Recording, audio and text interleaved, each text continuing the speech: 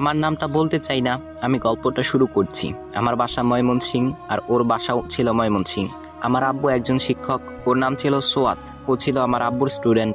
আমি ভালো লেখাপড়া করতাম, তাই সদরে থেকে লেখাপড়া করতাম আমি। আর আমার আব্বু আমাদের গ্রামের স্কুলে চাকরি করত, ও সেই স্কুলেই পড়তো। তারপর করোনা ভাইরাসের সময় লকডাউন দেওয়া হয়, ওই সময় আমি বাড়িতে চলে আসি। লকডাউনের শেষের দিকে আমি তোর ময়মনসিংহ আসতে পারছিলাম না।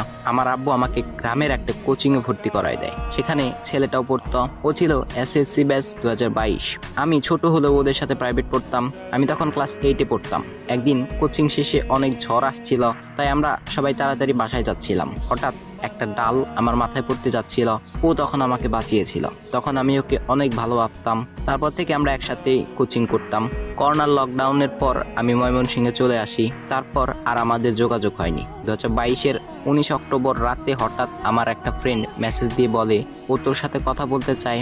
আমি একটু অবাক হলাম। তারপর ওর আইডি আমাকে দিল আর আমি মেসেজ দেই হাই লিখে। তারপর ওর সাথে অনেক কথা হয়। হঠাৎ করে ও আমাকে প্রপোজ করে বসে।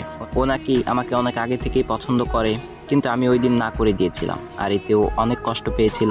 তারপর ও আমাকে অনেক আবেগের কথা বলে, যে জন্য আমি আর না করতে পারি নাই। ও আমাকে মাঝরাতে মেসেজ দিত মিস ইউ লিখে, সারাদিন আমার সাথে কথা বলতো, আমাকে নিয়ে স্টোরি দিত। আমি ভাবতাম হয়তো সত্যি আমাকে অনেক বেশি ভালোবাসে। একদিন আমার মামাতো ভাই ওর সাথে কথা বলার সময় দেখে নেয়। আমার মামাতো ভাই ওর বন্ধু ছিল।